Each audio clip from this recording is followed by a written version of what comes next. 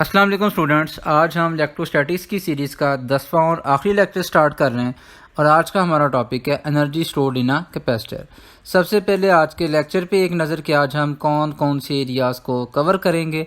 सबसे पहली चीज़ जो हम देखेंगे एनर्जी स्टोर्ड, उसके बाद इसकी डेरिवेशन, देन एनर्जी डेंसिटी, ये एक नया कंसेप्ट हमारे पास आएगा आज, और लास्ट में charging and discharging of a capacitor. Energy stored, जैसा कि हमने इससे प्रीवियस जो लेक्चर था उसमें इस चीज़ को स्टडी किया था कैपेसिटर की डेफिनेशन में ही। कैपेसिटर एक ऐसी डिवाइस है जो कि इलेक्ट्रिकल एनर्जी को स्टोर करने के लिए यूज़ होती है in the form of electric field. अब जो ये डेफिनेशन हमने देखी थी, ये हमने आज एनर्जी स्टोर्ड के लिए फार्मूला भी ड्राइव करना है और फिर एनर्जी स्टोर्ड इलेक्ट्रिक फील्ड पे किस तरह डिपेंड कर रही है, इस चीज़ के लिए भी हमने आज एक जो है वो डेरिवेशन करनी है। अब ये एनर्जी स्टोर्ड कैपेसिटर में ये एनर्जी कहाँ से आती है, ये चीज़ हमने इसकी जो वर्किंग है, जो चार्जिंग है, इस चीज़ में हमने देखा था कि जब कैपेसिटर को चार्ज किया जाता है तो तब क्या होता है कि बैटरी हम अप्लाई करते हैं, वो बैटरी क्या करती है, एक प्लेट से दूसरी प्लेट के ऊपर चार्जेस को लेके जाती है। तो ये चार्जेस को लेके जाने में बैटरी को जो वर्क डन परफॉर्म करना पड़ता है, ये वर्क डन वहाँ पे इलेक्ट्रोस्टैटिक पोटेंशियल एनर्जी की फॉर्म में स्टोर हो जाता है। तो ये energy according to law of conservation of energy, ये बैटरी जो वर्क डन कर रही है यही उनकी एनर्जी की फॉर्म में अपीयर हो रहा है। तो जैसे जैसे चार्जेस स्टोर होते जाएंगे वैसे वैसे पोटेंशियल डिफरेंस भी इंक्रीज होता जाएगा। इनिशियल चार्ज भी ज़ीरो था तो पोटेंशियल भी ज़ीरो होगा। जैसे जैसे चार्ज स्टोर इंक्रीज होता जाएगा कैपेसिटर के क्रॉस पोटेंशियल डिफरेंस भी इंक्रीज होता जाएगा। तो यहाँ पे जब हम इसकी कर्व देखेंगे तो ये एक हमारे पास स्ट्रेट लाइन, इंक्लाइन लाइन हमारे पास आएगी और एरिया अंडर द कर्व, इस चीज़ को अगर हम देखें तो ये क्यू वी कर्व का जो एरिया है ये हमें वर्क डन देगा, एनर्जी देगा, क्योंकि क्यू का यूनिट कूलम है, वी का यूनिट वोल्ट है, कूलम इंटू वोल्ट जूल के इक्वल है। तो एरिया अंडर द कर्व ये अगर हम कैलकुलेट करें तो area under the curve work done की वैल्यू देगा, that will be equal to the energy stored. तो अब हमारा काम क्या है कि हमने इस कर्व का एरिया कैलकुलेट करना है जो कि एनर्जी स्टोर्ड के इक्वल आएगा। अब जैसा कि हमने बात की, ये जो कर्व बन रही है ये ट्राइंगल है, ये शेडेड पोर्शन सारा ट्राइंगल है। तो ये area of triangle equal to energy stored. तो एरिया ऑफ ट्राइंगल के लिए हमारे पास फार्मूला क्या है, 1/2 इंटू बेस इंटू हाइट। तो बेस जो हमारे पास है दैट इज़ क्यू और जो हाइट है वो वी के इक्वल है। तो 1/2 Q V, half Q V energy stored का फार्मूला हमारे पास आ गया। तो ये एक फर्स्ट रिलेशन है हमारे पास, ये बिल्कुल ठीक है रिलेशन। इसको अगर हमने कैपेसिटेंस की फॉर्म में देखना हो तो Q equals to C V, we know that. तो ये यहाँ पे सब्स्टिट्यूट करेंगे तो एनर्जी स्टोर्ड का जो नेक्स्ट फार्मूला हमारे पास आएगा that will be half C V square.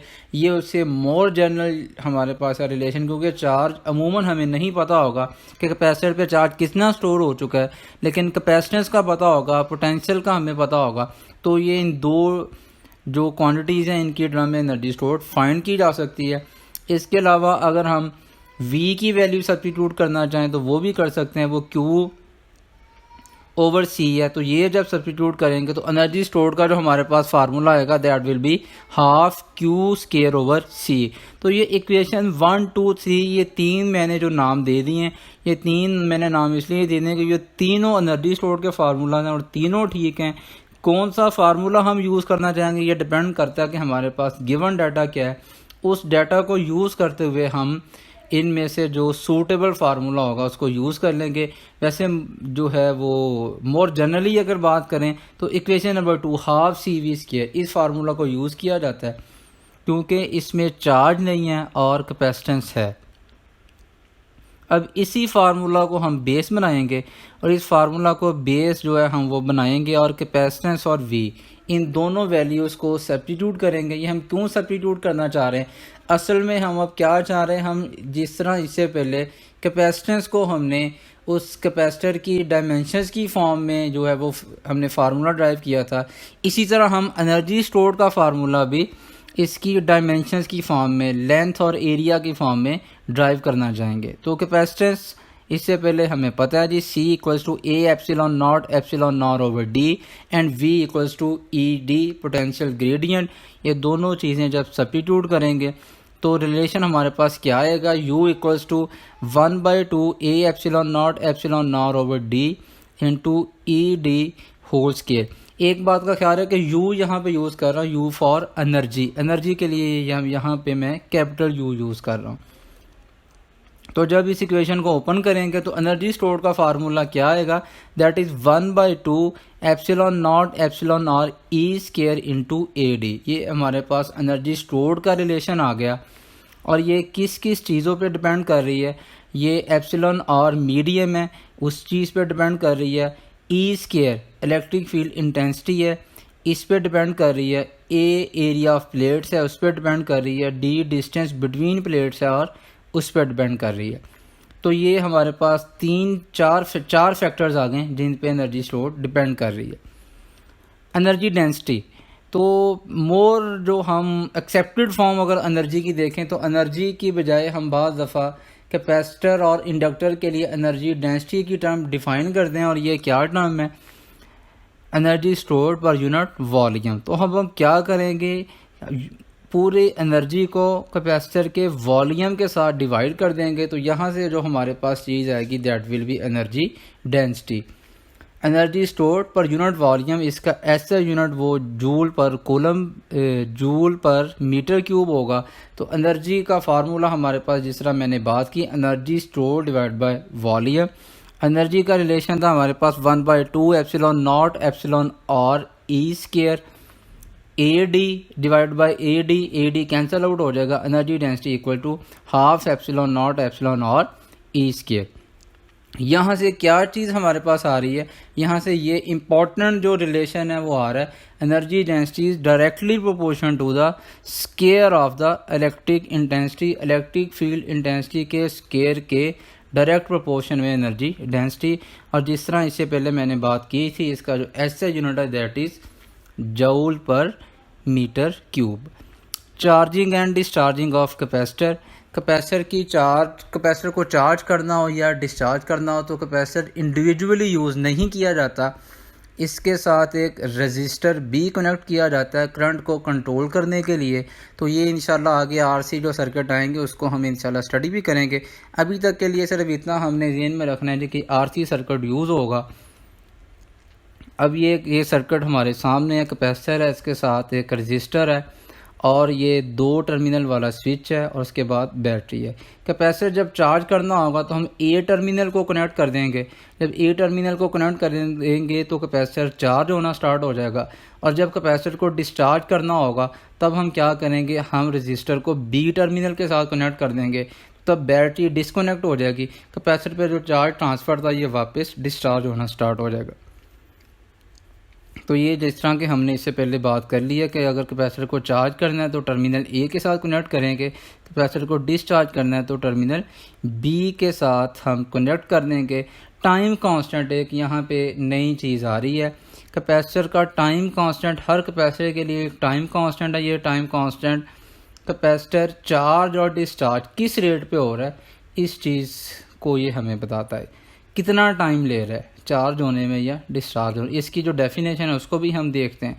Time constant is defined as the time required to store 63% of the equilibrium charge Q0 into C into V0। Q0 equilibrium charge है, इस equilibrium charge का 63% charge होने के लिए capacitor कितना time ले रहा है, that is the time constant of the capacitor. ये 63% क्यों है, क्योंकि अगर कैपेसिटर की कर्व्स को मोस्टली देखा जाए तो 63% तक इसका रेट ऑलमोस्ट यूनिफॉर्म रहता है, उसके बाद वेरी स्लो चार्जिंग स्टार्ट हो जाती है। तो हम एक अप्रॉक्सीमेशन के लिए 63% का फैक्टर उसमें हम ले लेते हैं, यानी 63% चार्जिंग के लिए। तो ये चार्जिंग और डिस्चार्जिंग दोनों की कर्व्स हमारे पास मौजूद हैं। तो ये एक्सपोनेंशियल कर्व है, चार्ज और टाइम की जो कर्व है वो अगर हम देखें तो ये एक्सपोनेंशियल कर्व है। और टाइम कांस्टेंट की जिस तरह हमने बात की, ये टाइम कांस्टेंट 63% चार्ज करने के लिए, और ये प्रोडक्ट है किस चीज़ का जी, रेजिस्टेंस है और कैपेसिटेंस। ये दोनों चीज़ें जो कनेक्ट की हैं ये इनके प्रोडक्ट के इक्वल है। टाओ के साथ इसे हम रिप्रेजेंट कर रहे हैं, tau equals to R C. किसी भी कैपेसिटर के लिए ये फाइंड करना हो कि ये चार्ज होने में कितना टाइम लेगा या डिस्चार्ज होने में कितना टाइम लेगा, तो ये किस तरह ये टाइम हमारे पास आएगा। हम उस कैपेसिटर की रेजिस्टेंस को जो वो साथ हमने सीरीज़ में कनेक्ट की थी और उसकी कैपेसिटेंस को दोनों को मल्टीप्लाई कर देंगे, तो यहाँ से हमारे पास टाइम कांस्टेंट आ जाएगा। कैपेसिटर की जिस तरह हमने बात की कि स्लो और फास्ट चार्जिंग, मतलब ये टाइम कितना लेगा, टाइम कांस्टेंट कम होगा या ज़्यादा होगा, इस हिसाब से इसकी चार्जिंग और डिस्चार्जिंग भी कम ज़्यादा होगी। तो ये चार्जिंग की अगर देखें तो ये 3 कर्व्स हैं हमारे पास। ये अब तीनों को कंपेयर करके हम देख सकते हैं कि हाँ जी कौन से वाला कैपेसिटर टाइम ज़्यादा ले रहा है, कौन से वाला कैपेसिटर टाइम कम ले रहा है। ये टाओ वाला कैपेसिटर जो है वो उसका टाइम कांस्टेंट सबसे कम है। उसके बाद 2 टाओ, इसका टाइम कांस्टेंट उससे ज़्यादा है, तो ये टाइम ज़्यादा ले रहा है। 4 टाओ वाला जो कैपेसिटर है इसका जो टाइम कांस्टेंट है वो फर्स्ट वाले का 4 टाइम्स है, तो इसकी चार्जिंग वेरी स्लो है। इसी तरह डिस्चार्जिंग को अगर हम देखें तो डिस्चार्जिंग के भी कर्व एक्सपोनेंशियल है। तो इसी तरह ये जो फर्स्ट जो है वो टाओ वाला, इसका टाइम कांस्टेंट सबसे कम है, तो ये सबसे फास्ट जो है वो डिस्चार्ज होगा। उसके बाद 2 टाओ, उसकी चार्जिंग उससे भी जो है वो जो है स्लो है, और 4 टाओ 4 टाइम्स है, तो इसकी डिस्चार्जिंग सबसे स्लो है। तो उम्मीद है कि ये लेक्चर आपने अंडरस्टैंड कर लिया होगा। तो ये पूरी सीरीज़, बल्कि क्योंकि आज हमारा ये लास्ट लेक्चर था इस सीरीज़ का, ये पूरी सीरीज़ को आपने, ये पूरी ब्रांच को आपने अंडरस्टैंड किया होगा। तो इंशाल्लाह इसके बाद हम इलेक्ट्रोडायनेमिक्स को स्टार्ट करेंगे इंशाल्लाह। तो till then wait for the next video.